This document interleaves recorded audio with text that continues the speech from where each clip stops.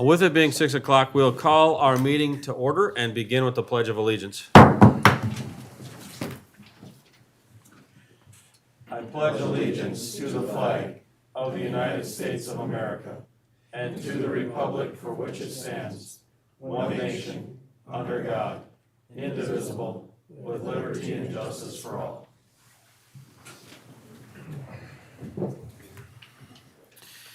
With that, we'll just do a quick roll call around the horn, please. Peterson here. Steichen here. Nash. And Olson. With that, it does move us to number 3 and our agenda. We are going to remove 9B, scheduled for a future meeting. So if there are any other questions, comments, concerns, or considerations, take them now. Otherwise, I will entertain a motion. I'll make the motion to approve the amended agenda. I have a motion by Peterson, Second. second by Nash. All those in favor say aye. Aye. Opposed? Motion carries. With that, it's our consent. The consent is lengthy. Are there any questions, comments, concerns, considerations great work keeping it to Z. That's outstanding. Because you get to double A, I never know where I'm going. Hearing no questions, comments, or concerns, I will entertain a motion. Motion to approve. Motion by Nash Steichen, second. and a second by Steichen. All those in favor say aye. Aye. Opposed? Motion carries. That's a lot. All right, that now moves us to number 5, our public comment period. Peyton, has there been any formal request to speak before council this evening? None received. Once again, engage and encourage the public to participate in our process. That is how we will continue to make progress. With that being said, it does move us to number 6 Alpha. We have Cass Clay Interagency Council on Homelessness. We have Chandler with the FM Coalition to End Homelessness and Taylor with the United Way presenting this evening. Ladies, good evening. Thank you for coming. Is it here? Yes, please. Looks like some of our slides look Yeah. a little sideways, but that's all right. We will work with it. Thank you so much for the opportunity to visit with you all today. My name is Taylor Sievertson. I serve as the Director of Community Impact with United Way of Cass Clay. And I'm Chandler Esslinger, and I am the Executive Director of the Fargo-Moorhead Coalition to End Homelessness. Our focus for tonight's conversation will be primarily educational as we discuss the state of homelessness across the region. And the region we're referring to is Cass County, North Dakota, and Clay County, Minnesota. And we'll talk about the metro cities that are part of that region, as well as the rural communities that are part of this region. We'll also share a little bit more about what is the homelessness response system, the organizations that are working collectively to make sure that folks are supported when they are at risk of or experiencing homelessness. And then we'll also share our community's response through the coordinated initiative of United to End Homelessness as we address both the short-term needs in our community, the crisis that is unsheltered homelessness, as well as the long-term strategy to build a community, comprehensive regional plan for our region. So United to End Homelessness represents the joint initiative between our two organizations, United Way of Cass Clay and the FM Coalition to End Homelessness. And one of the most important things that we often start with is naming and framing homelessness in and of itself. This is not simply what you might imagine as an individual, perhaps an older adult male on the street corner living outside, but is a much more comprehensive experience of homelessness, and that includes folks who are living in emergency shelter. It also includes folks who are unsheltered, living outside or in some other unsafe or uninhabitable environment that's not meant for human habitation. And it also includes those who are forced to stay on a temporary basis with family or friends, and this is what we refer to as doubled up. So when we think of that comprehensive definition of homelessness, this helps us understand how we address community needs in a more comprehensive way. With that, we know that on any given night in our community, about 1,050 individuals are experiencing homelessness right now. Of that, our metro schools share that there are about 600 students experiencing homelessness. And we know that homelessness is on the rise across the nation. There's been about an 18% increase in homelessness nationally, and our community is not immune to that. We've seen about a 5% increase in this community alone. With that, I'd love to hand it over to Chandler Esslinger to share more about our organizations and coordinated response that helps support folks all across our region. Thank you. So as Taylor mentioned, on any given night in our metro area, about 1,050 individuals are experiencing homelessness. But that does not necessarily represent all of the folks who are entering and exiting homelessness throughout the year. That actually is a number that's almost triple or quadruple the number of people who are experiencing homelessness on any given night. And there is a network of service providers that serve people who are both at risk of homelessness, people who are currently experiencing crisis, and then also folks who are exiting homelessness and looking to continue on in a more permanent housing situation. And so we have a number of different providers who are supporting people on that entire continuum of housing and homelessness. And on the screen right now is a wheel that represents all of the different factors, all of the different sections of our system that are required in order to have a healthy homelessness response system. We're actually very fortunate in our community to have agencies that make up all 5 of the different wheels on this slide here. Many other communities actually don't have this kind of well-rounded system that responds to homelessness. But the challenge we have now is that some parts of our system are overburdened. They are overly responsible for taking on the homelessness crisis. And there are other parts of the system that are under-resourced that really need to be scaled up in order to see people move through the system, as we hope, making homelessness rare, brief, and one time, and seeing that overall systematic reduction in homelessness and sustained reduction over time as well. So first, we have what we call outreach and coordinated entry. This is how people enter into the homeless response system. We think of it as the front door. There are some agencies that will be listed on each of these slides. This is meant to give you an idea of agencies who do this work. It's not necessarily completely comprehensive. There are many agencies supporting and partnering in this work. So outreach and coordinated entry is how agencies are going out into the community and identifying people who are at risk of or currently experiencing homelessness, and then helping them navigate the resources they need. And actually, this is something our community is really good at. Oftentimes, we know people who are experiencing homelessness who are doubled up, sometimes even by name. But it is also part of our system that is overwhelmed. We have more people who are in need of services than we have availability of resources. And so even though we're able to identify many of the folks who are in need or in crisis, we need to make sure that we have adequate resources to support them as well. The next kind of slide or section of this system is emergency shelter, and it is most commonly what people think about when we think of homelessness and the response to it. Emergency shelter is a critical intervention that keeps people alive while they are experiencing homelessness, and we have incredible shelters in our community that serve distinct populations and have unique programming depending on the needs of those they're serving. Some of our shelters serve families and youth, some of them only serve adults, and some of them only serve folks, or primarily serve folks who are experiencing a mental health crisis or a substance use disorder. And so it is this network of emergency shelter providers that is really an incredible support system. However, we also know that this is a part of our system that is overwhelmed. On any given night, we have about 330 shelter beds available throughout the community, and there are more people in need of shelter than who are able to access it.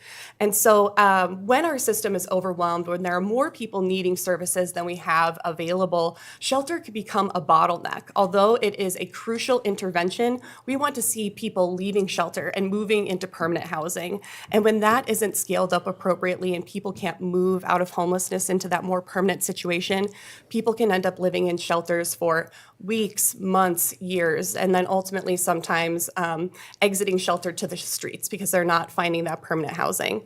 So again, this is another example of our system that's currently overwhelmed.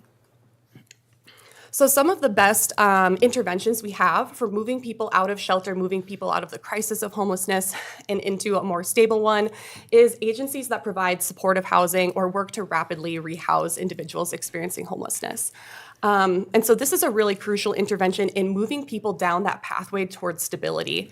And oftentimes, folks have to work to receive a voucher, guaranteed rental assistance in order to find a place to live. They need to be matched with a case manager to help minimize some of the barriers to attaining housing on their own. So this is kind of the pathway that we see moving forward to address this crisis, but this is one of the parts of our system that isn't scaled up to meet the need. People in our community who are actively searching for housing just don't have the ability to manage all of the complexity of that on their own, and if they were able to be matched with an apartment with some supportive services, that really is the key to success in moving people out of the homeless crisis. So these last two slides really go together: supportive housing, rapid rehousing, and then affordable housing and stabilization. They kind of make up a similar sector. And so the agencies on the screen are those who are developing, maintaining, doing property management for a variety of different affordable housing units in our community. And again, affordable housing is a really crucial intervention to prevent and end homelessness in our community. We need to ensure that the folks in our community can afford a place to live, and we know we do have a shortage of affordable housing. So again, this is kind of another section of our homeless response system that isn't quite scaled to meet the need. And then last but not least, we have prevention and diversion. So prevention and diversion is another really incredible intervention that we do have in our community. A number of agencies work to identify people who are maybe falling behind on rent, maybe in the process of being evicted, and intervene early so they don't lose their housing. We know it's easiest to keep people in the housing they're already in versus trying to have them go into shelter and then maybe get an apartment a few weeks or months later. And so when we can keep people in their homes, that keeps families stable, that keeps students in school, and it really is a way for us to just divert a lot of unnecessary cost and keep people supported in the environment they're in. And then similarly, diversion is kind of that same concept. People are at risk of losing their housing. How can we divert them away from that shelter experience and having to lose their housing altogether? What are some ways we can maybe connect with friends or family to ensure they're not having to turn to the street and can maybe stabilize and then eventually find another place to live? One of the incredible things about prevention and diversion too, many of the agencies on the screen are actually supported partners of the United Way, and we know that for every $1 spent on prevention and diversion, it saves our communities $5 in costly emergency services and other interventions, so we can bypass that altogether. That really is ideal. So again, this wheel really does represent all of the pieces required for a healthy homeless response system, and they all need to be scaled up to the right level. So if you'll move forward to the next screen. So this is really kind of the current state of our homeless response system. As you can see, each of them maybe seems a little linear, but they really all do work together and all must be present and well-resourced in order to be able to effectively prevent and end homelessness and see people moving through that system in a way that allows homelessness to be rare, brief, and one time. The two parts of our system that are most overwhelmed are our outreach and coordinated entry, that front door, and then emergency shelter. And it really takes the scaling up of those three other parts of the system in order to ensure that we are preventing homelessness whenever possible and moving people out of shelter, out of crisis situations into permanent housing as quickly as we can. And so in a desired state, I'd be able to just snap my fingers to the next slide and it would look like this. We'd be able to scale everything we need to ensure that our system is healthy and is working for everybody. And this is the work of United to End Homelessness right now. We're so grateful to be able to point to all of the partners who are doing this amazing work in our community. They just need to be able to do more of it. And so what we're working on right now, which I'll turn over to Taylor, is some of the short-term interventions required to ensure we don't see a drastic increase in unsheltered homelessness, and also that long-term planning that we will be doing through the Cass Clay Interagency Council on Homelessness to ensure that ecosystem maintains health and all of those services are well supported. And ultimately, maybe we need less of them if we're able to prevent homelessness a little bit more effectively. Taylor? Yeah, you can go to the next slide. Wonderful. So Chandler mentioned some of these short-term activities that United to End Homelessness and our partners are engaged in. And really what we're referring to there is over the next 2 weeks, or in 2 weeks rather, some of the temporary programming that is stood up during the winter will be ending. And we know that when that temporary programming ends, there will be somewhere between 55 and 65 additional individuals who will be entering unsheltered homelessness. So it is absolutely critical that while our system is already overwhelmed and overburdened, it cannot accept an additional 55 to 65 individuals. Those folks will be on the streets and in unsafe situations as a result of this temporary programming ending. We also know that in order to support those folks very quickly, we have to increase capacity in our system. And so one of the ways that we've been working to increase capacity is by working with a small group of 14 organizations and 15 individuals, steering committee members who are subject matter experts. They represent many of the agencies you've seen on the previous slides, to help us understand, first, what types of human capital resources are we going to need? What type of staffing are we going to need to support these individuals? Next, what are the specific needs through an individualized needs assessment process? What are the needs and barriers to obtaining and maintaining housing of these specific individuals? And then the third thing that we've identified is and are working to build is a set of quickly activated housing solutions. How do we avoid the street? How do we not overburden our system that could not accept additional individuals, but instead quickly move folks into a supported environment that is going to allow them to obtain housing very quickly? So this is what our initiative has been focused on right now, and it's been critical for us to move quickly and to make sure that we're doing that in a very coordinated way, not simply adding more shelter beds to our community, because we know that shelter is not a final destination. That is going to continue to exacerbate our community challenges, but instead move folks into permanent supportive housing. We also have heard, as I'm sure many of you have as well, a desire from our regional community for coordination and strategy and leadership. And much like many of the other community challenges that we face in this region, one jurisdiction, one organization, one individual cannot solve these community-wide challenges alone. We all crisscross this river. It is not a big old wall. It is a fluid boundary that is very important for us to work together across. And we know that folks simply do not live and work just in the metro, but that this also affects our broader regional community as well. And so there's been a desire from the community, from civic leaders, from business leaders, and the homelessness response system for a coordinated response to end homelessness, so that we can see our long-term vision as a sustained and systematic reduction in homelessness over time. As part of that, you can go to the next slide. I mentioned those 15 experts who are collaborating on this steering committee. We've also identified a planning structure that will allow us to move towards that long-term strategy most effectively by using our community resources in a meaningful but effective way. Pairing those two things together will allow us to address both the short-term needs of our community and the long-term needs of our community. You may have heard in the newspaper that we are also raising financial resources to support this work. And those financial resources are in support of those short-term activities, the staffing and the housing solutions that are going to support those 55 to 65 individuals right now, building capacity in the homelessness response system. If you go to the next slide, I think. The Interagency Council. Yeah, we should have had one more. Yeah. No, great. Okay, we'll go back to this, the one with the 45 on it. Thank you. Sorry about that, Peyton. Thank you. So as that planning structure that is so critical to other community-wide needs, we think about transit and dispatch and flood diversion.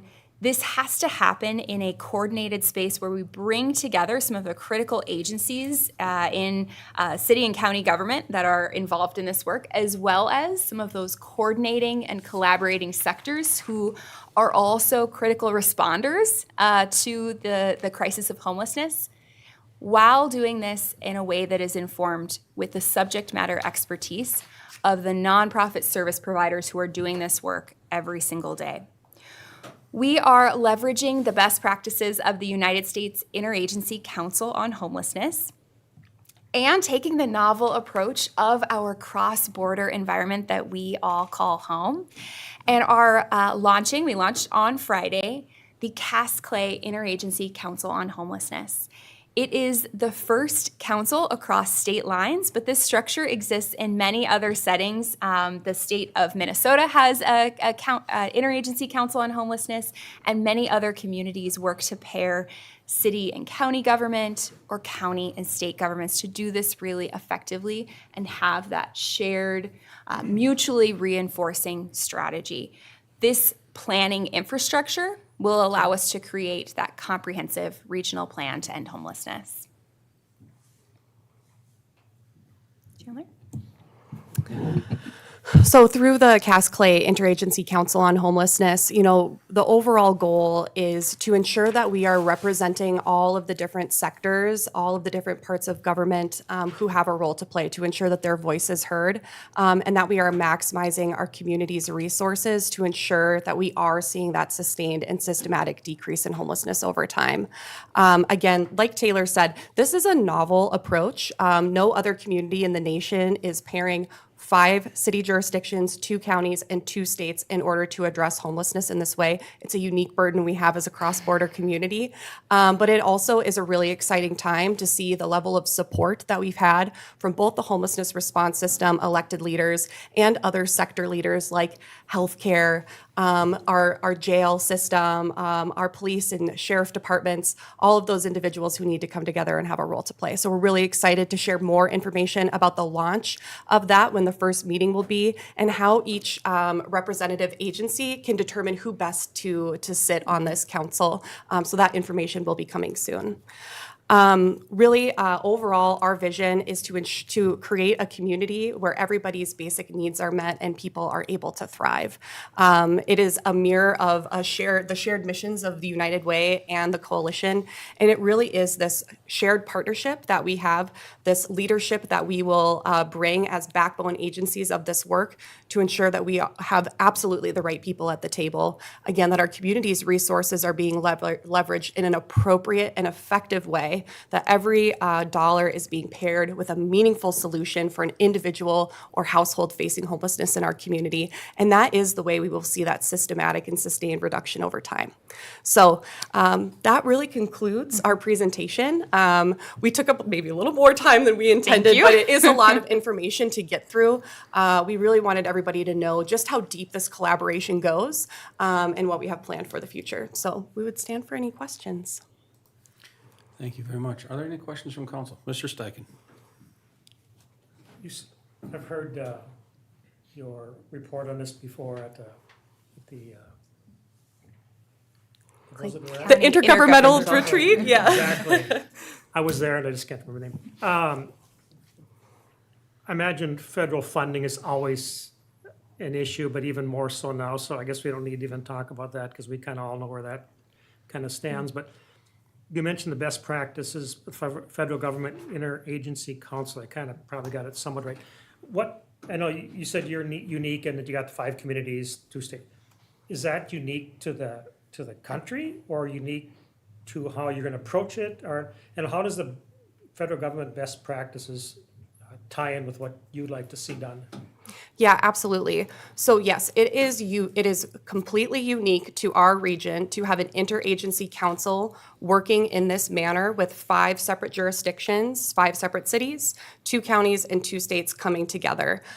There truly is no community in the nation that is doing this work in this way, modeled after the U.S. Interagency Council on Homelessness. So that is completely unique to our region.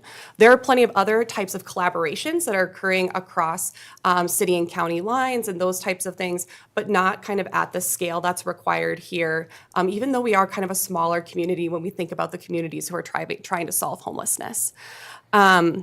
And then the second part of your question, what are some of the best practices from the United States Interagency Council? And those really are the same kind of pieces of our system that need to be scaled up. Communities need to support prevention and diversion activities. The more we can prevent people from falling into homelessness, that kind of turns off that faucet of people who are falling into crisis. And then it's really expensive and complex to solve someone's homelessness crisis. And so on the other end, what we know we also need to do is ensure that we're better scaling up those supportive housing environments, the case managers who can move people directly out of a homeless camp or a shelter bed into a permanent environment. So scaling that up, minimizing the barriers that folks have to getting an apartment from a private rental unit, a private landlord in the community, whether that is through the Landlord Mitigation Fund, something that we can ensure landlords are receiving the support they need in order to maintain their buildings, and also individuals are getting the support they need in order to maintain permanent residence. And so those really are the best practices we're talking about, and they mirror directly onto the needs of our community. So those are some examples, but I certainly have plenty more that I could share. I learned a while back that if you're homeless, doesn't necessarily mean you're without a job. I mean, some of them just probably have a job for some of their necessities, but not for whatever. That's why probably they're doubling up. But how do you appreciate everything that the Cass County Public Health Building is used for warming, and I think Dilworth even used the community center a few years back for warming, so appreciate that. How do you said nationwide it's 18% on the rise. Why is the area here only 5%? What makes that in a better position than nationally? Yeah, there are truly a ton of different factors that we could point to. One of them is simply our size. We just don't have the same rate of people falling into homelessness in our community.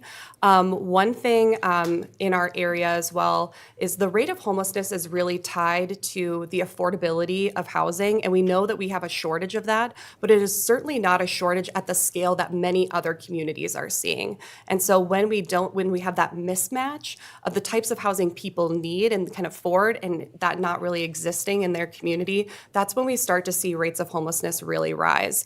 And so we know, because of information we have from other communities that are struggling with this, when you have the housing available to meet the demand, you will be able to see that reduction in homelessness. But it's also about leveraging and utilizing the housing that already exists. So there's lots of solutions that we can implement without necessarily having to build a ton of housing, although certainly that is part of the solution long-term as well.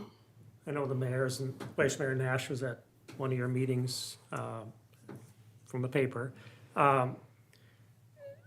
What would you like to see communities like Dilworth move on? I mean, we got some areas we're going to develop. Do you work with developers? Because it's basically has to be market-driven to make it workable for them. What would you like to see in a community like ours? That's such a great question, and I really appreciate just Dilworth being interested and wanting a seat at the table in this conversation. I think historically it's been hard to bring all of the jurisdictions together to see that the role that we play throughout the community. And so I just really want to thank Dilworth for engaging in this conversation. I think the number one thing that we know we need is participation. We need attention to this issue because people are falling into homelessness in all throughout Cass and Clay counties. And because we are the places where services are, it is likely that folks will be coming here in order to receive the services they need. So if we want to stabilize people in the communities they're living in, we need to ensure we have representation from those places. And we see Dilworth as a crucial part of that. I think we want to support and help maybe advise on any of the development strategies as we can to ensure that we're supporting the work of increased housing needs in the community, that it's being responsive to some of the needs of people experiencing homelessness homelessness. And however we can ensure that that is happening, getting the needs of Dilworth residents met, the needs of the council, as well as what our region needs in terms of supportive housing resources. I think that's what we want to support. And then just listening very deeply to what you all think the needs of your community are in order to prevent homelessness in Dilworth. Thank you. Thank you, Mr. Steichen. Any other questions? Well, I'm going to first start by saying congratulations on really starting the initiative. I mean, it's fantastic bringing all the people together to have the necessary conversation because it is our community's population. They are our neighbors, they are our friends, and in some capacity, I mean, I'm sure we all sitting here know someone who's been in that circle, either homeless themselves or in jeopardy of potentially losing their home. So there's opportunities across the board. And we have spent a lot of time recently talking about how we're going to develop and how we're going to develop in terms of residential housing units and how that looks like. And we hear the term affordable housing, like Mr. Steichen alluded to. I mean, a lot of it is market driven. And when you use that term and you present it on your slide, is that what you're referring to? Is market driven housing, but something other than single family homes? Because again, I want to make sure, like when we're looking at this and we're planning into the future, affordable housing has a couple of different connotations, a couple of different terms. And if we're looking at comprehensive evaluation of how we're going to drive the development of our community, I think it's important that we look at all of the aspects. Yeah, I think that's a great question. And so I don't want to overcomplicate this, but affordability is also kind of a spectrum, right? So there's a housing that is developed where an individual, a household pays 30% of their total income towards that housing. 30% is really what we consider to be what's affordable to someone based on their monthly income. Now, that being said, there's a diversity of housing types that we need. Some of those are multifamily housing units, you know, that missing middle that I know we There it talked is. a lot about in the regional housing study from MetroCog. And so, yes, those can be private, the market rate, private rentals where somebody who has a housing voucher can then initiate a relationship with a landlord and find a place to live. That is actually one of the main ways we support people right now. It's not through large public housing units. It is through these individual vouchers that households receive where they go out and find a private landlord on their own and then move into that apartment. And that is part of actually what's really challenging in moving people out of homelessness is finding a place to live, navigating through the background check, navigating through getting all your furniture, navigating through all of the different things people need in order to actually make a house a home. And so that is certainly an intervention, but it is a diversity of housing types that is required to meet the demand in this community and throughout the metro.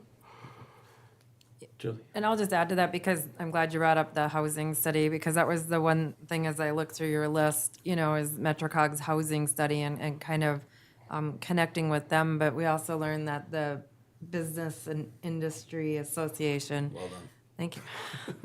Has a real interest also. And so I would say, like, I know that's way, you know, future thinking maybe, but if they're not at the table, we can't get to that point, right? So just a couple other ideas when you're thinking of putting things together. And I think that's what we hope the Cass Clay Interagency Council on Homelessness to assist in driving forward is some strategy around that conversation about what housing types are needed and why. And so this is one piece of that conversation. We need lots of different types of housing throughout the metro area, but we hope that we can help steward some of that conversation and really connect it to how do we develop in a way that also helps us end homelessness, because they're not competing. Those are collaborative strategies. Any other questions? Well, again, Taylor and Chandler, thank you for coming out this evening. Congratulations, and I do look forward to seeing where this takes us, having the conversation. Thank you. very We're much, happy to come back anytime you would like an update, so thank you. Awesome, thank you very much. Thank you.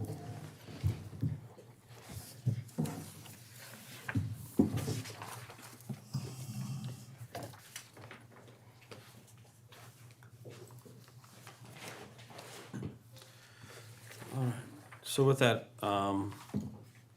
that takes us from 6A, it moves us into 7, planning and engineering.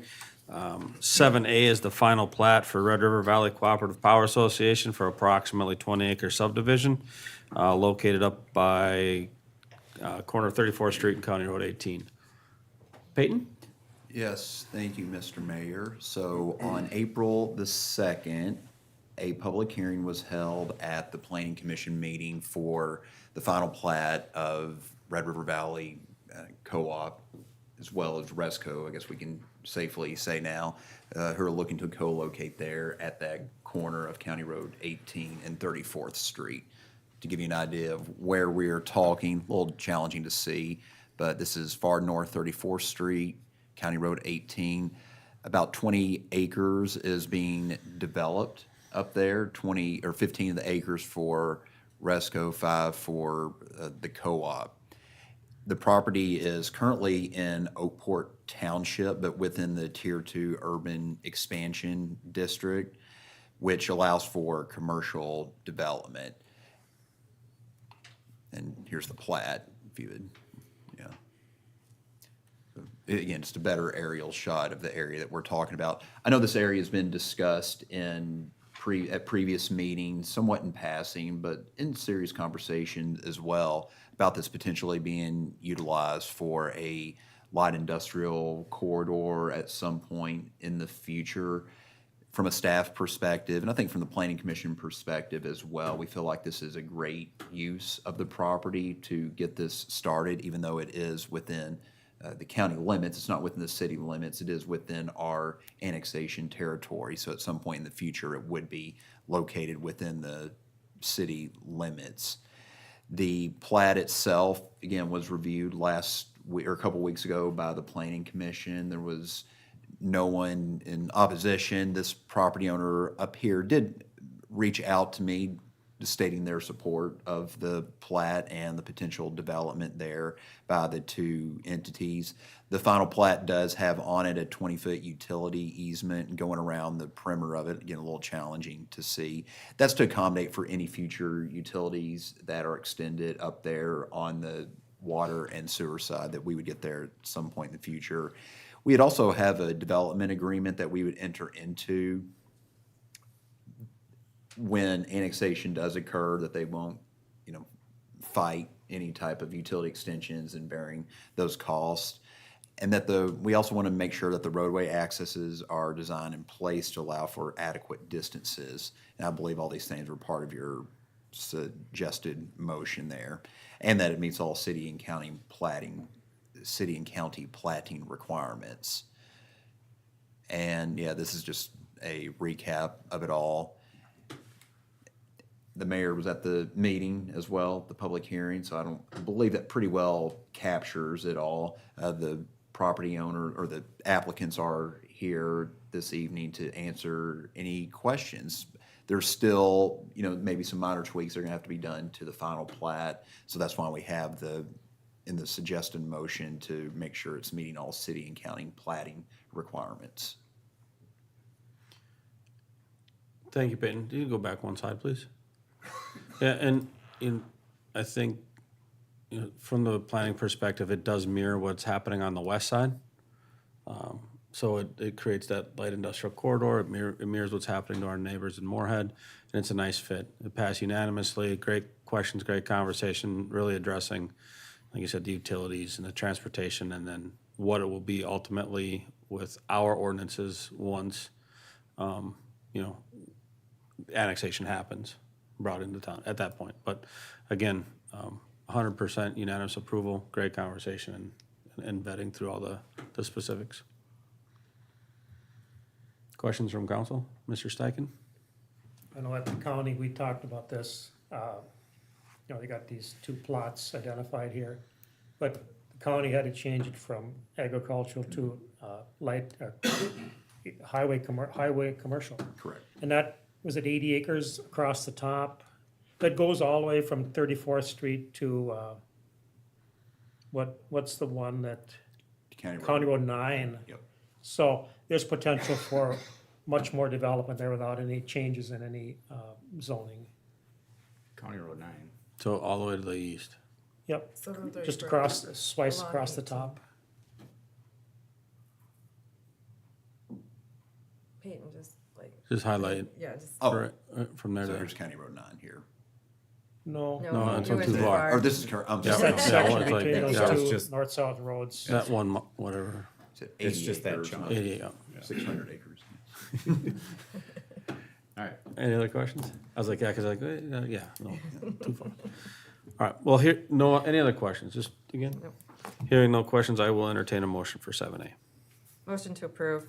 Have a motion by Nash, Second. second by Peterson. All those in favor say aye. Aye. Opposed? Motion carries. With that, it does bring us to 7B. We have the preliminary plat, Eastview 10th Edition, a replat of Lot 3, Block 1 of Eastview 9th Edition, 900 Center Avenue East. Peyton? Thank you, Mr. Mayor. At that same public hearing, or at the same planning commission meeting, there's another public hearing that night for Eastview 10th Edition, which is a replatting a current parcel there into 4 different divisions, we'll say. So I think better to look at the aerial first, what we're talking about here. Where the Starlight Pet Motel, or former Starlight Hotel, was located, it's in reference to this particular piece of property and dividing it into 4 equal, or not equal sized tracts, but 4 different tracts. And the Pet Motel is in this general vicinity. As part of this plat, there is an access easement, and it would be a shared, and there's an actual agreement that has to be signed off by each individual property owner, because who knows who's gonna own these into the future, so we wanna make sure it's all cleared up on that end. This plat is not meeting our city subdivision requirements, which is why it had to come before the planning commission for a public hearing. The main reason being, there's no road frontage here, hence why the importance of having this access agreement in place. The actual size of the entrance, oh, I'm sorry, I'm looking at something on my screen, give me 1 second.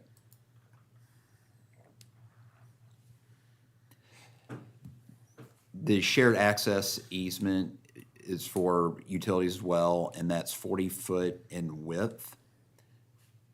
The road width itself is 24 feet, and this is gonna be in compliance with the future Highway 10 reconstruction project. Their design standards only allow for a 32-foot entrance. So that will certainly accommodate however the roadway ends up being designed into the future. Like the other plat, it was unanimously approved. There was some discussion at the Planning Commission meeting about the concern of access of individuals maybe coming off of Highway 10 and going back to the storage units. However, the Planning Commission felt comfortable with the developer's intention of putting a dumpster area and really making it clear that it's not going to be a through street. When we want to ensure that gap is closed there. Yes, Mr. Mayor. Are you done, Peyton? Are you done? You're good, go on. Okay, well, and the reason I say is because I brought up that concern, that was me, and like, overthinking things, maybe a little hyper paranoia or whatever, but, the plan is fantastic, and it creates the road doesn't go all the way to the north end. There's a significant break between the properties and the pavement in the, the pavement in the storage area. Again, when I was looking at it, that was one of my concerns, but I don't have that anymore. It was very well laid out to me, and through the images, I got a better visual, once it was set in front of me, saying, here's where it stops. The access easement was addressed so everyone will have access and utilities. So it's a fantastic use of that area that's gonna potentially bring in more opportunities in the city of Dilworth. So that was me, like, I don't want people driving from Highway 10 to go to their storage units or vice versa. But there's a significant break in between the two and a dumpster, and yeah, like, it's non-factor for me anymore. And the last thing I was gonna make note of, on this northwest lot, we'll call it, there's the intent to begin construction on it this construction season for the next phase. Awesome. Any questions for Peyton? Well, hearing no questions, I will entertain a motion for 7B. Motion to approve. I have a motion by Nash Steichen, second. and a second by Steichen. All those in favor, say aye. Aye. Aye. Opposed? Motion carries. With that, it does bring us to 7C, the public hearing on Resolution 2521, awarding a 5-year multifamily tax abatement for the planned unit development at 221 12th Street Northeast. With that being said, it is, we're gonna say 6:45. We will call the meeting to order and begin with staff presentation. Don? Mayor and council, the developer of the Rail 10 Apartments is applying for a property tax abatement under the Dilworth Multifamily Tax Abatement Program for the next phase of their project. The building will be located at 221 12th Street Northeast. The building is anticipated to mirror the first building, that first phase of 72 units. Same mix of units in that one. There'll be one efficiency, 31 one-bedrooms, 36 two-bedroom, and 4 three-bedroom units. The project will assist in the need in our community for affordable transition and workforce housing. The developer's project is in line with what was originally proposed back in 2020. As a part of their request for tax abatements, the developer is proposing to provide project amenities that would qualify them for an additional 5% of tax abatement in years 3 through 5. And those would be an on-site playground and basketball court.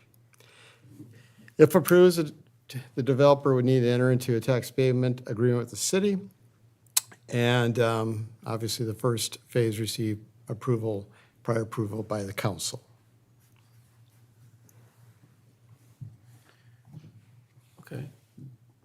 Thank you, Don. With that, that ends our, Peyton, do you have anything to add in terms of, The only other thing I was Staff going to make. presentation? Yeah, the only thing I was going to make mention of, the developers, and Mr. Paul can speak to it, they are looking to get started with construction here pretty soon. And yeah, so we're really proud of the progress that's been made with the first phase. And so we look forward to what's to come. okay?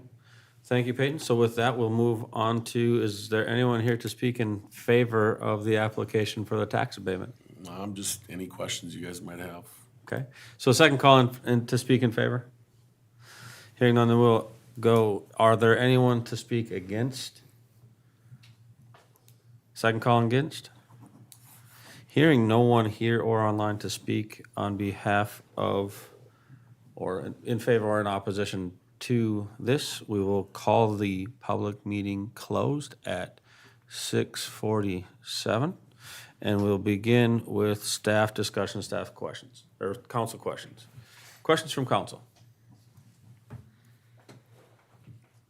I guess I got an easy one. Like, there's only 4 three-bedrooms? Is that the same with the other one? Like, Yeah. that number to me was like, when he gave me the breakdown, like, that's an easy question. Is that what, and I don't remember. Typically, what- the corner units, it's just the way that they stack them and design them that way, I guess. They don't rent. Just efficiencies. That makes sense? Yeah. Like, again, I didn't realize. And you typically, like, I mean, the smaller units are in more demand. Let's say the 2-bedroom units are the most demand. So that's what we try to fit them, what's there and fit the market. Okay. Mr. Steichen? Peyton, can you go back to the aerial picture of that property? So where the X is where it's going, obviously.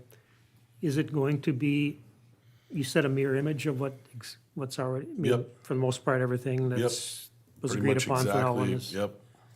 There's a lot of the discussion went into how that was all laid out prior to the project Yep. starting. No, we're sticking. And everything is working fine and Sticking also to the been plan, vetted yep. in the planning, obviously, so. Yep, no, everything, knock on wood, went well, and hopefully it will go again, same way.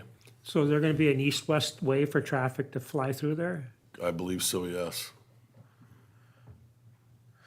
Good, thank you. I don't have the plans with me, but yeah, I believe that there is. Go ahead.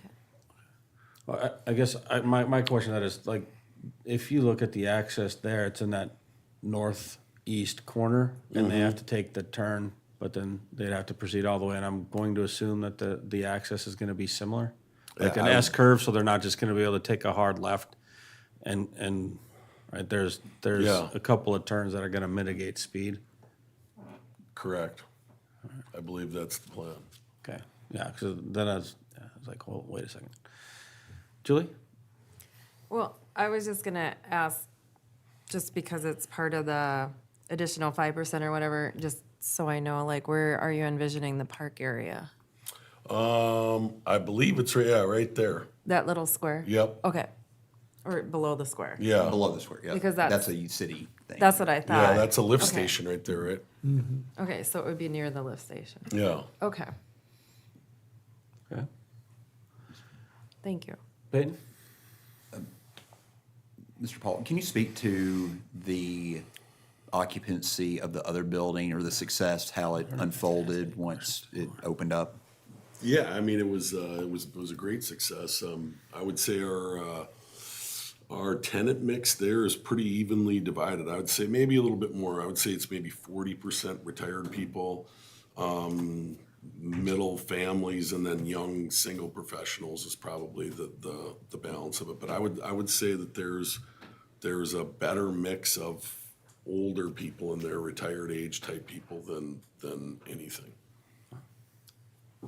Which was kind of a surprise. We thought it would be more the younger family type things, and but we'll see what happens on the next one. But I mean, we've had pretty much a waiting list since we started. Mr. Steichen? Was there any opposition at the planning, not open meet, I'm just lost for words tonight. Public hearing, because last time there was some stipulations the residents had behind there that, is that a non-issue now? Well, this did not go before Planning Commission. It did when it got its previous approval, but both units were approved as part of that, or not units, but both buildings were approved as part of that PUD process in 2020. And everybody's happy back there now? I can't speak for that.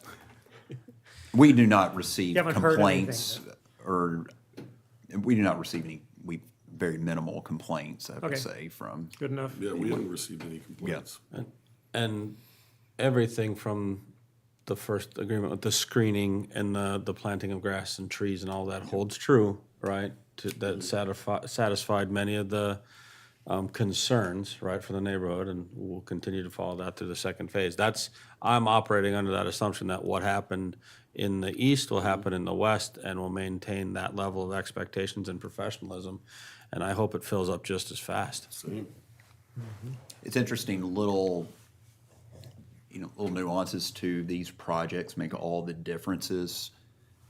So when we included, they did the sidewalk all the way across to 12th. That just created another pedestrian network to go all the way around. I know I utilize it all the time coming down, but I always see people traversing across that, and that's not just those residents, obviously.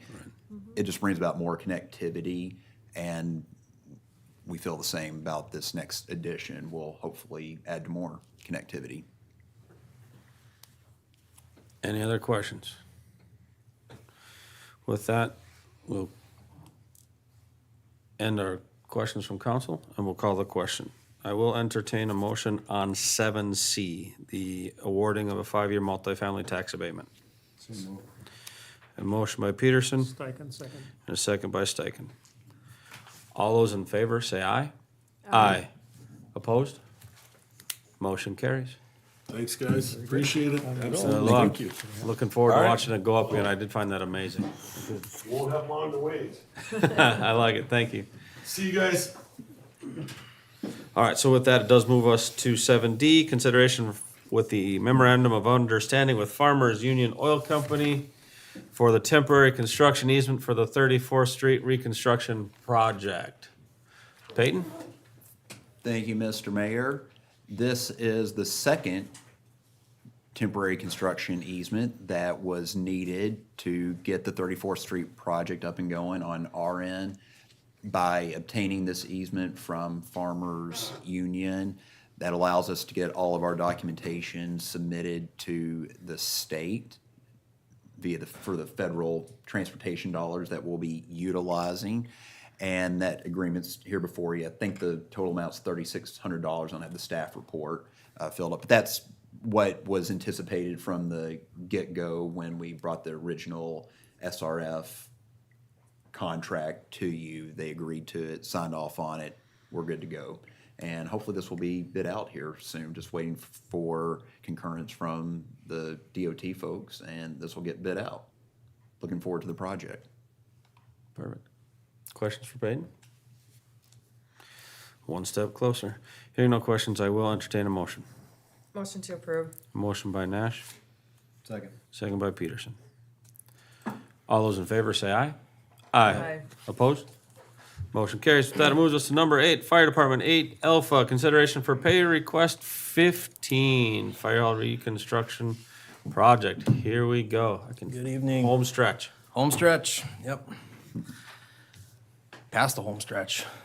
Yeah, things are looking on the up and up. The total due every month is getting a little bit less, so that means we're getting closer and closer to being done.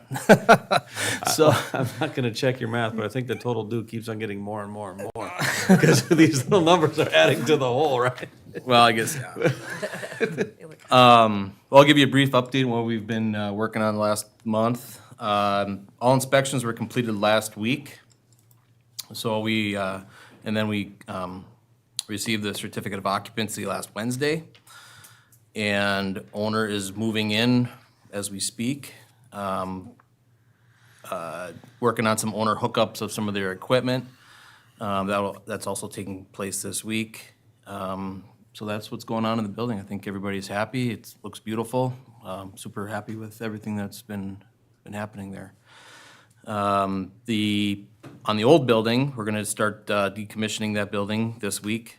And that just means we're just kind of getting the power taken off, getting the water taken off, so that Scott and his crew can start tearing up some holes in the building and doing some practice demo work and training for their guys. So our anticipation is demo of that building starting May 5th, Cinco de Mayo, and then that's where we're at with that. Some owner training taking place the week of the 28th for the new building. And, that's the owner demo, sorry, week of the 28th. And we have 1 to 2 weeks of demo, and then we'll start working on the parking lot. Any questions? Well, we do have pay request number 15. I will entertain a motion for pay request number 15. They are getting fewer and fewer and We'll be here a few more times, but luckily it's just for the parking lot. Motion to approve. motion by Nash Second by Steichen. and a second by Steichen. All those in favor say aye. Aye. Opposed? Motion carries. And that brings us to 8 Bravo, consideration for the change orders for the fire hall reconstruction project. What do we got working now? All right, well, I'll just start at the top of the list here and work my way through. If there's any questions, just let me know. First of all was the siren relocation. This change has been taking place over quite some time. Toward the end of the design, when we put it out for bid, the discussion was we weren't sure if the siren needed to have a study or something like that, so we just took the siren down and we're gonna turn it over to the owner. It was decided there was a location on the premises that would work for the siren, so we obtained bids and some numbers for installing the pole and the reinstallation of the siren itself. And that I don't have that number on here. It's up here. Oh, it is, okay. How about the Okay. total? Yep, the total, so that's the 33. total for that work. Yep. The next one was, we were asked to get some numbers pulled together for a privacy fence around the patio area, which is on the west side of the building, and so that's what the next one's for. The next one is a hoist, the hose hoist. Again, that was one that we weren't sure if the owner or the contractors were gonna provide that piece of equipment, so it was determined that they wanted us to get that. We just figured out, did all the calculations on how much hose, how much weight, things like that, and the design team put together a proposal for putting in the hoist. Go ahead, you first.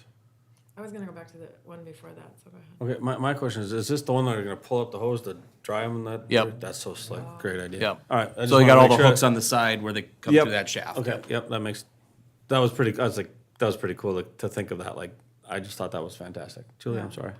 No, I'm just gonna go back to the other one about the privacy fence. Yep. And so like I was reading in the thing, it said like, you know, it had to have a lock or what, I was trying to understand what was going on. If you So- have a lock and being able to get in quickly, I noticed there was. The, they wanted it enclosed and lockable so that people couldn't come to the facility and do things on the patio behind a fence.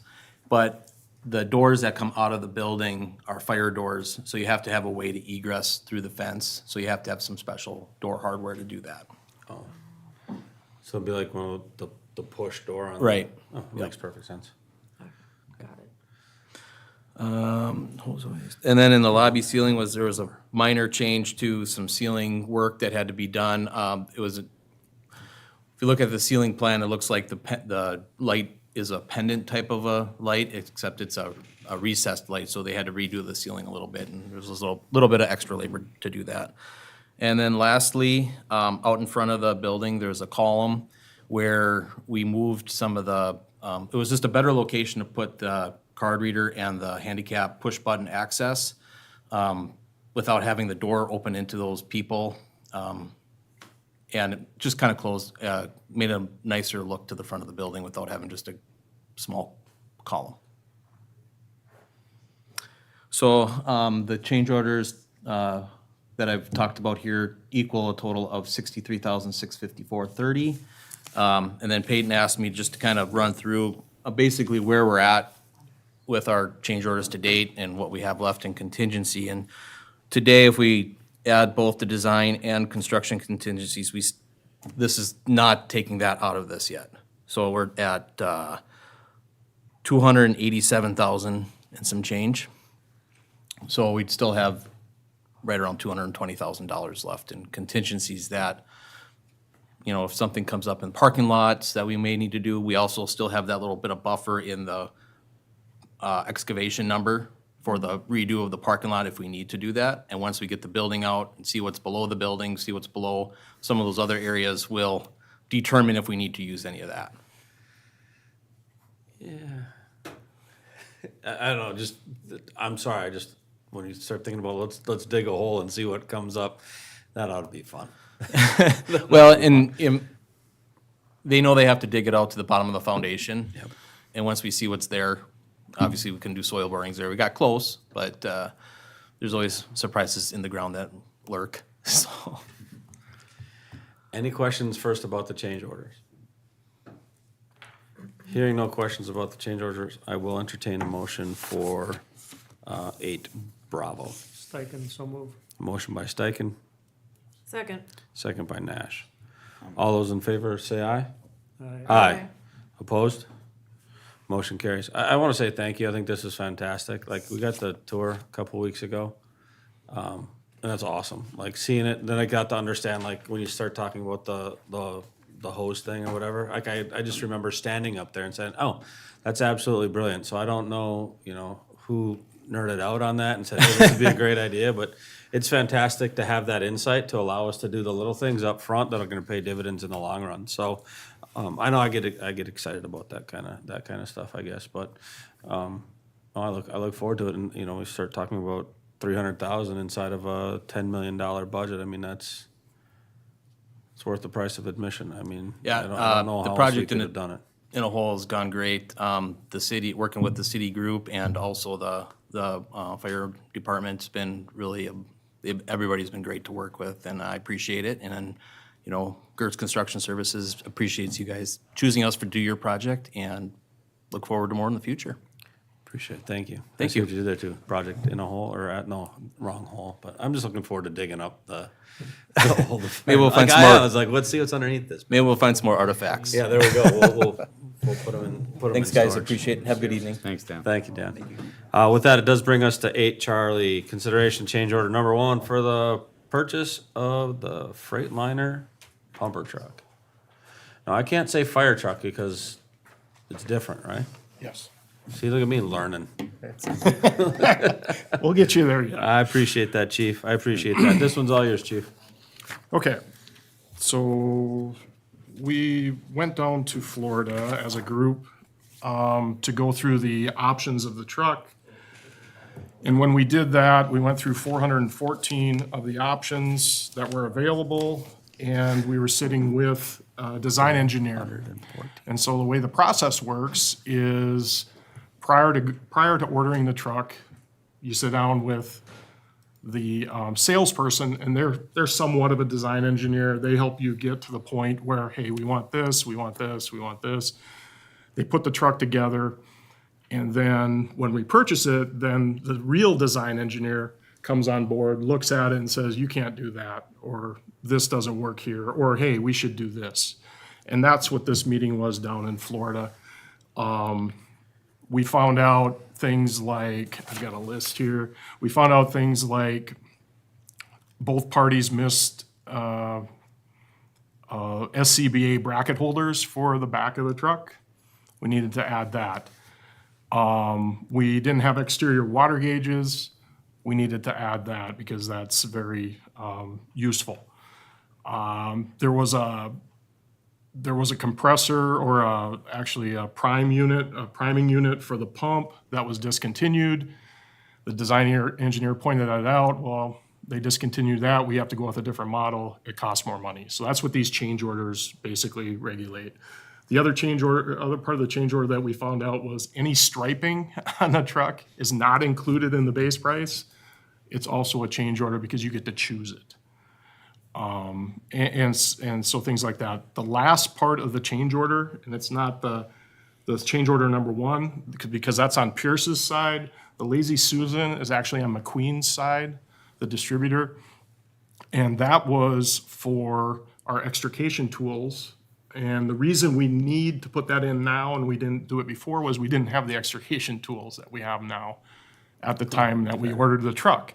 And so we just put in a general compartment with some shelving, and that's not the most efficient way to use that compartment or the most efficient way to use that in a response situation. So what we did was we sat down with their design engineer and we figured out, we asked, what do you normally do? And he says, well, we do a lot of different things. He gave us a bunch of options and we chose the Lazy Susan. So what it is a 500-pound tray that holds 500 pounds, up to 500 pounds, that pulls out, and it's got a central circular unit that we set our tools in, and we can rotate it around. And what that also gives us in that back part is we can put our struts right next to it. And that's huge because everything we have for extrication is in that compartment. Okay, so when we respond, it not only creates efficiency, but it also, basically, response time is taken down. We have to search, go to the 3-4 different departments. We go to the back truck, we do our response. So all in all, we've used every cubic inch of this truck to our advantage. And that's what those change orders represent. And I'll take any questions on that part, Any questions for the chief? if you have any. I got one. Oh, go ahead. Yeah, go ahead. More of a comment, I guess. Yes. As fun as it was to go and shoot PD's optics, we also got to try the extrication tools, so we all know how heavy they are. Oh, heck Yeah. yeah. And why you can't just lift it over the other tool to put it away. Yeah, and that's what we do now. They're not in they're just in a compartment. So, yeah, it's very functional. Number one, we wanted functionality. Number two, we wanted efficiency, and that equals, faster response and better response for us. Any other questions for the chief? Because I just got one. Nope, go ahead, Peyton. Can you update the council on a timeline of how this will unfold from here? Oh, yeah. So once the change orders are approved, then we get our spot in line for production.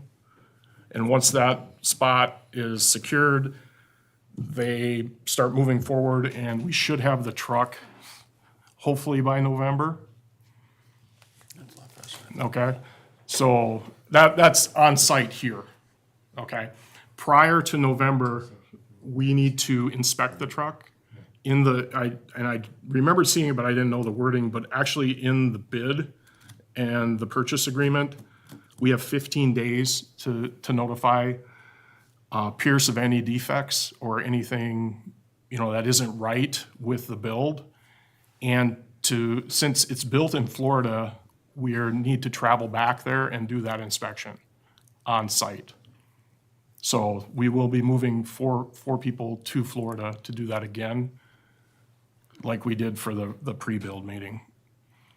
Then after that's done and we go over that, and we do have experience doing that because I'll tell you the story in a minute. But what happens then is they will drive the truck up. Okay, they have that's in the price. They drive the truck up, they want to put miles on it because they might have problems, to McQueen in the cities. And then they go through it with a fine tooth comb and put the Lazy Susan on. So doing it that way, having McQueen do it, instead of we saved $6,000. We saved half the price.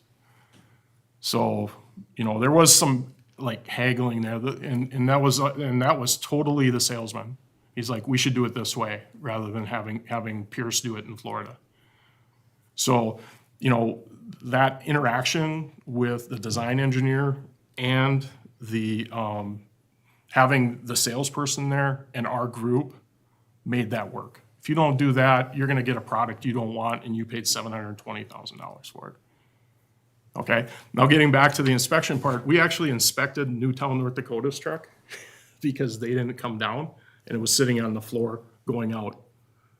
And so we went through it, and they do have problems. They miss, and Tylen Grimley is great at it. He's got a great eye. He noticed on the top, right above the tank, there was 4 screws that had popped through, and you could see them. And they missed it because they do the pre-inspection. And so just little things like that, they're gonna fix it, but they couldn't fix it if the truck was here. So we have to do it when it's down there. That's just the process that Pierce uses. So. Any other questions? Chief, you just go ahead, Julie. Yep. Well, I'm sorry, I was probably thinking and whatever, but so the second trip to Florida is not covered by them at all? No, two The people two are are again? covered each time. 2 Oh, will come okay. out of my budget.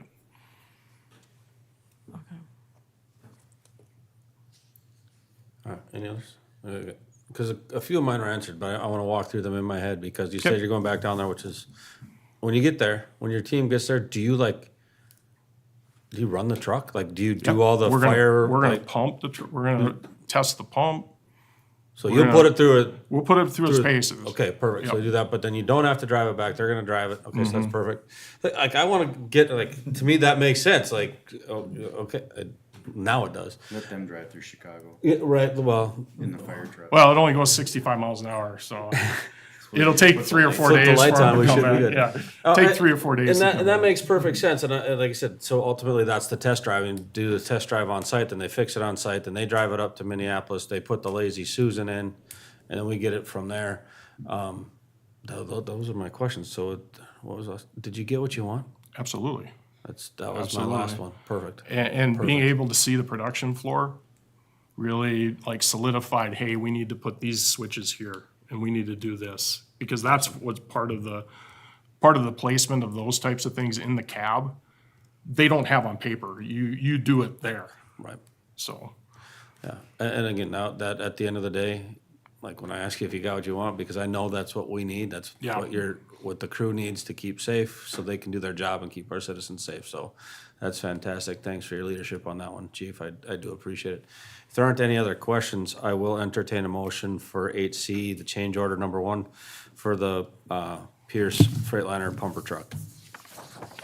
Motion to approve. A motion by Nash Steichen, second. and a second by Steichen. All those in favor say aye. Aye. Opposed? Motion carries. With that, it does bring us to number 9. Thank you, Chief. thank you. We have the consideration for the re-shingling at the Dilworth Municipal Pool. Peyton, do we need to re-shingle the pool? We do, from recent wind damage. I don't think the shingles on the pool were doing that great to begin with, and some recent wind damage put it over the top. And so Mike feels adamant that we need to get this corrected right away. As you can see in your staff report and up on the screen, what the cost of it to repair the roof is. However, Perry and I were recently talking, because we still have some TIF dollars that we have to dispose of. We utilize a lot of it to pay for our communications project or communication strategy for the sales tax promotion. And we are suggesting, or just offering, I guess, as a suggestion, to utilize that remaining balance, because we'd like to get that closed out anyways. Felt like this is a good of use as any, benefits the community as a whole, to be applied towards this. I think it's about $8,900 plus or minus something in there. So part of the suggested motion, obviously approving this quote, but also the utilization of the TIF dollars. In the staff report as well, I also explained that a purchase of this amount doesn't necessarily have to come before the city council. However, the city council authorized the purchase of the sand filter that was faltering several months ago. It's not going to be brought into us or finalized until May, right before the pool season gets going. So at the end of this program, this dollar has to be programmed into a line item, talking about the sand filter dollar, and it'll end up going where this line item is. So it's one thing if the line item at the end of the year is, $2,000 or $3,000 over, things, kind of fluctuate given on a year. But when it's $80,000, $90,000 over, we just thought it was in good, form to at least bring to the city council to be aware of that and to seek authorization. And remind us that we said it was okay. I believe so. I have to double check the minutes on that one. Yeah. All right, that makes sense, and I like the idea of utilizing the funds, because it does save Mike's budget a little bit. It does, and also made mention of, in the staff report as well, Mike, if you've seen over there from this recent wind damage, the canopy is in disrepair as well, and he is getting a new quote for it. He had gotten a quote to replace it, and it was close to this amount actually. However, if you remember the one over there right now, it's multicolor, and I was like, why don't you just get one that's one solid color? I don't know if we're tied to having a multicolor, and he's thinking it's going to cut the cost in half or so. So we're waiting to get back that quote. So hopefully we'll be bringing that to the city council next meeting. Any questions? Hearing none, I will entertain a motion for the reshingling of the Dilworth Municipal Pool. Steichen, so move. Motion by Steichen, Second. second by Nash. All those in favor say aye. Aye. Opposed? Motion carries. With that, it does bring us to 10, our police department, and 10 Alpha is Resolution 2519, accepting the donation from River Valley Church for community outreach. Chief, floor is yours. All right, just a couple donations for the support of the Dilworth Police Department and its community outreach programs. So just another great special thank you to, I got them over here, for the Red River Valley Church and also for the Dilworth Mobile Home Community. So both presented us with $100, so that was fantastic. I would be remiss to we also got another check from UC Hope, but that'll be on the next council packet. Next council agenda. So just a thank you for the support that we have from the community for our community outreach programs. Outstanding. Thank you very much, Chief. With that, we do have Resolution 2519. I'll entertain a motion, please. Motion to approve. Motion by Nash. Second. Second by Peterson. All those in favor say aye. Aye. Opposed? Motion carries. With that, it does move us to 10B. We got the rundown from the chief and the information and the thank you from the chief for the donation made by the Dilworth Mobile Home Community. Motion to approve. A motion by Nash Steichen, second. and a second by Steichen for 10 Bravo. All those in favor say aye. Aye. Opposed? Motion carries. With that, it does move us on to number 11. And 11 City Hall, 11 Alpha, we have our public hearing on Resolution 2523, a miscellaneous assessment for unpaid water valve repair at 711 8th Avenue Northeast. So here we go. It is 7:19. We'll call the public hearing to order and start with staff presentation. Peyton? Unpaid water valve. Sent a bill, it's not been paid. We encourage people to pay their bills. Perfect. Is that the end of the staff presentation? Yes, sir. Thank you. Is anyone here to speak in favor of the resolution? Second call in favor? Hearing no one here or online to speak in favor of the resolution, we'll move to opposition. Anyone here to speak in opposition? Second call in opposition to the resolution. Hearing no one here or online to speak on the resolution, we'll close the public hearing and begin council discussion. It is 7:20. Council, any questions, comments, concerns, or considerations? Hearing none, I will entertain a motion for Resolution 2523. So moved. A motion by Nash. Second by Peterson. All those in favor say aye. Aye. Opposed? Motion carries. With that, it does bring us to number 12, council members' concerns and committee updates. Around the horn. Kevin? Mike's not here, but I think we should take a look at either talking with the owners or come up with some resolution for the end of Oakview Drive, where we've put up barricades. The boulders. And the people are continually going around them. There's a park right there. I receive a lot of correspondence of concerned citizens with that issue, and it seems to me like the barricades just they work for an amount of time, but people who have decided they're going to drive through there are just going to drive through there. So I don't know what the right answer is, but I feel like we need to start having those conversations to figure out what the right answer is there. If we can connect the road through there and just be done with it, put a stop sign there, but I don't know, anything to keep people from driving in the park.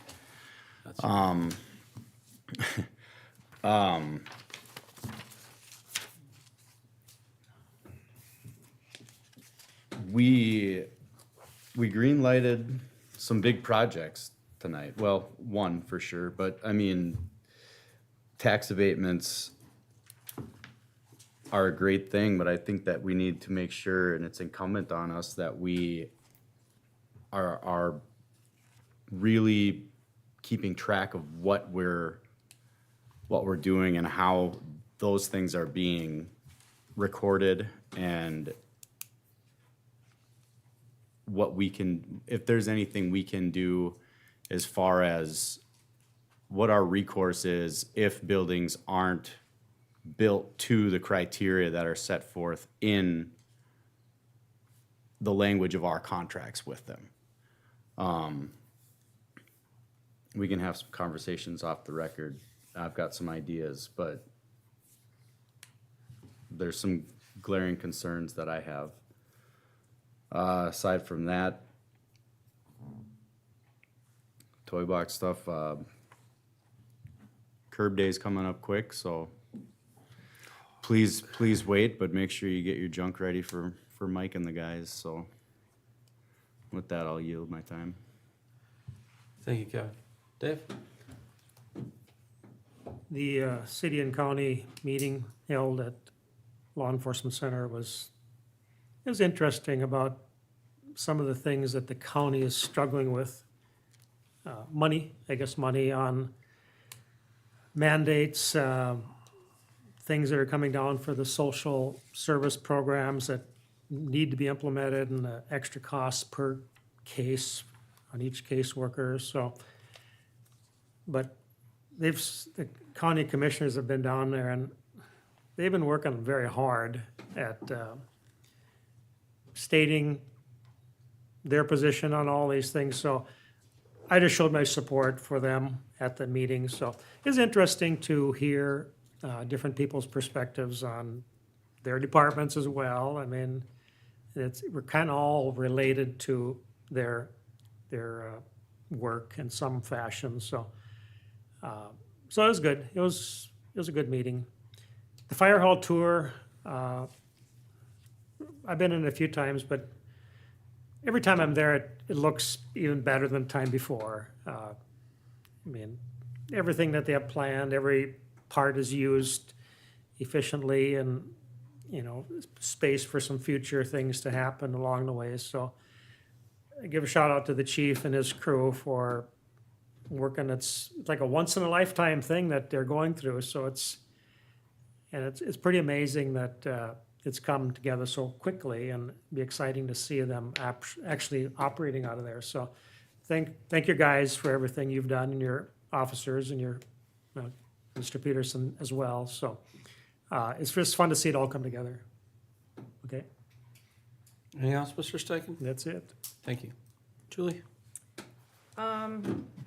Yeah, so, and with the rural cities meeting, it was at that too, and they were talking about whoever wanted to host again, and so kind of thought it would be a good idea to host it in the fire department meeting room one time once it's up and running, if that's okay with the fire department. Of course, that's but anyway, so I did offer that as a location so that everyone that uses our services might be able to see what the facility looks like. Do we get to set the agenda then? Yeah. It'd be nice to have a little say-so on that, I guess, maybe not. But yeah, that's a great idea, Julie, fantastic Yeah. invite. Sorry, you were saying, what else you got? No, I forgot about that until you were mentioning it though, and so I just thought it'd be a great opportunity with what we have coming up this week, showcasing it, to also showcase it to our neighboring communities to see what facilities we have. It's a great way to do it, so. Yeah, and so it was great to be a part of the proclamation last week as well. About the driving through in the Oak View Road, when I was out door knocking, saw someone do it while I was door knocking. They like drove right by me, and you're like, are you kidding me? You know, like right around the barrier. And so I don't know, again, to go with that, if it's something we have to have, like maybe the apartment property help us deal with if we can't address it on our side. But anyway, I will say I also did see it in person happen when I was out walking around. The Ally Connect is live with our police department, so that service went live last week, I believe, or 2 weeks. Okay, this last. And if you were sad because you missed Kite Day because it snowed, we moved it. So I shouldn't say we moved it. The police department moved it to May 3rd. I had nothing to do with it. Mother Nature moved it for I know. I was happy you did that. I was getting my snow boots ready, but I was really happy you moved the date. And it sounds like there might be some turkey legs there if you want to come over and eat. And it's also the same day as the baseball is doing their 5K. So it's a nice way to kind of connect different events in our community again. So it's a great, I guess, way that it got rescheduled, and it'll be wonderful. Let's see. Oh, and we're going the PD will also be hosting the Minnesota State Patrol for training here. So it's kind of nice to have them in our community. So we welcome them to do the training, huh? Showcase our renovation. Right? Showcase your renovation. I know. So that's good. And just wanted to acknowledge that there was our Sergeant Danhoff and Officer McLean Hayes were involved in an attempted life-saving incident, and I just want to acknowledge their efforts. And yeah, just want to make sure we acknowledge that. That's all I have. All right, thank you, Julie. Peyton's gone, so I'm really tempted just to hammer this one close. No, just real quick. We do, like, when we're looking at our policies and implementing and growth, whether it's a change order for our fire department, renovations for our police department, things like that. Obviously, safety is one of our primary concerns and one of the driving factors. And as we develop, as we build roads, right, safety has to be a priority. As we approve housing and infrastructure for the missing middle and for the next wave of development, we have to be cognizant to make sure that our policies are progressive, but they're also protecting citizens. There has to be reasonable expectations that when they're moving into Dilworth, whether it's single family, multifamily, that we have done our due diligence to make sure that our community is safe. And I appreciate everyone's insight as we continue to move the city forward. That's all I have this evening. Peyton, questions back to you. I didn't forget about you, although I did want to. Yeah, sorry, I was about ready to run out of battery there, so thank you. And yeah, that we fielded obviously the same concerns regarding the Oakview and people traversing across the land. It is somewhat of a complicated situation in that, you know, our right-of-way ends, as you can see up here on the screen, you know, this is our property. And beyond that's not our property. And so we've put up, or we've worked with the property owners before up here and putting up barricades and other devices to keep people from coming through. And it's worked to some degree. The people still are gonna drive around.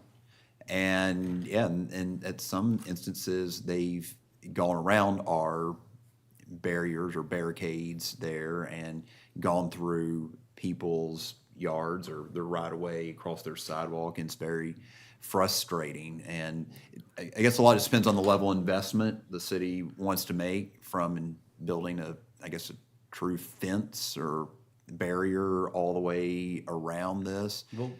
And yeah, there's lots of different things that we could potentially do there, that area. Yeah, we are somewhat limited though. But yeah, we can continue to look at that. And I know the police department's met with them, Mike's met with them, both of them multiple times there.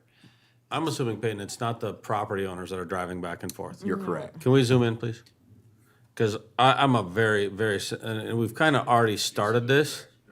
Like, and I hate to say this, but can we bring in bigger rocks?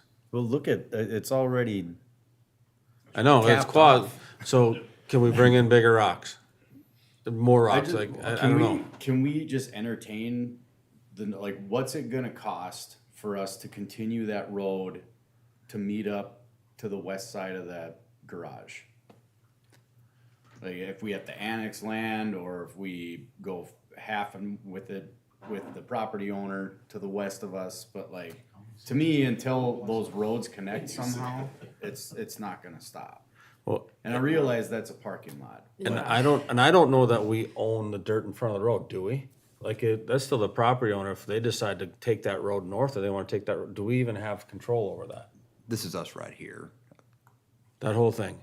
That's how this reflects it at least. Right, that's how it's reflected, And but, this is our property too, because that's the. well, that part is, but the again, retention if you pond run the is. road to the west, do we own that? And I don't know that we do. I'm pretty sure we do. Like, I'm pretty sure it's how it's reflected. so that'd be the first question to I'm ask. saying west of the red line. Yeah, and no, I follow. And again, I don't know if we can solve it just Well, talking about it right now, but yeah, I understand there's, What's a dollar number? What's it gonna cost? yeah. And also having them sign off on wanting access there, the property Right. owners, I'm not sure if they want it either, even though I'm sure it's a lot of the same people driving through there on multiple occasions, and we've had some, I think, have injured their vehicles, we'll say, going across some of our barriers and stops. There's no telling how much we've mitigated, actually. That's the sad part about it all. And yeah, and at this time of the year, it seems like it gets bad because the barricades get removed during the winter time. Over here, they end up pushing the snow up here, and that acts as a natural barrier. So the winter time, I don't think it's horrible, as I understand. But once things start to melt, you know, there's nothing out there at that Right. time. And so Mike and others and us, you know, we engage the property owners, and they have allowed us to come out and put up the temporary barriers that, you know, people end up just driving around when it's all said and done. But yeah, we can bring some different solutions, permanent solutions, we'll say, there at that location, and see what we can come up with. The second thing I wanted to make mention of, the audit was just, oh, I guess it's still ongoing, but the auditors were here last week. Last week was the main showcase event. And, you know, I have the opportunity to engage with the lead staff on the audit. That's about my extent of being involved. The auditors are very complimentary of the staff, and that really gives a shout out to Perry and Jessica both for their work not just last week, but in the year leading up to it, to making sure all the efficiencies are in place, all the checks and balances are properly accounted for. It makes their job so much easier, and it holds us accountable as a city. So thank you to both of them for all their hard work, and other staff as well. We all touch the financial system with, in some capacity, but they do a lot of the heavy lifting with it throughout the calendar year. Hiring for mowers, if you know anyone that'd like to come mow some yards for us during the summertime, please apply today. Right before this meeting, I always just like making note of this, even though it's not in our community. We're all in this together, as Chandler and Taylor were talking about earlier today. But I went to a opening for a new Habitat home, this one in South Moorhead. Every time you go, when they have that key ceremony, it's just very touching and rewarding, and knowing that the city of Dilworth plays a part in that as part of the collective of the metro area. It warms your heart every time. And it's just more of a personal thing for me. I really, because I'm over here, playing DJ the whole time during the meetings, scrolling back and forth. And I'm just really proud of our improvements that we made on the camera and microphone front. It's so much more professional looking, and I think it gets the job done for a community of our size. It's not like we have a public access channel or anything, but it really provides a great service. You can actually hear people now. That's a positive, and see people as well. So very proud of that. And we're also able to upload, various events. I know we have a couple things later this week that we'll be able to record and upload on there. We got to do our police award ceremony recently on there. And it's just cool to be able to showcase it and to have that YouTube channel and the improvements here at City Hall. Thank you. Yeah, you brought that up. I gotta give a shout out to former Councilmember Ryan Mulliken, who he and I a long time ago wanted to tape and broadcast and publicize our council meetings, and it only took this long to get us where we are. So And it's evolved, right? 100%. So at that Like we don't time, need a everything- channel anymore, right? You don't need to have We are. cable access. Like yay YouTube. I mean, that's simply outstanding. So with that, thank you, Peyton. We have our bills this evening. Any questions on the bills? Hearing none, I will entertain a motion for 13 Alpha and pay the bills. Motion to pay the bills. Have a motion by Nash, Second. second by Peterson. All those in favor say aye. Aye. Opposed? Motion carries, and I'm glad you two made it to the end of the meeting along with me, otherwise we would have had to quit because we wouldn't have had a quorum, so. Just sitting here for So to that end, with there being no further business before council this evening, call the meeting adjourned.